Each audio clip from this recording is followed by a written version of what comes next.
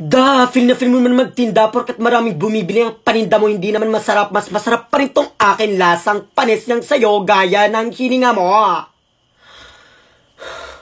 Tig 5 na lang. Ate, bili ka dito, tig 10 lang.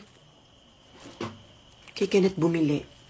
Ate, pag to kinain mo, Diyos ko, makakalimutan mo yung ex mong nanakit sa'yo, ah. Kay Kenneth pa rin bumili. Ate, tig 5 lang. Lahat na to. Kay Kenneth pa rin. Ano bang special dito sa tinda mo? Tikem.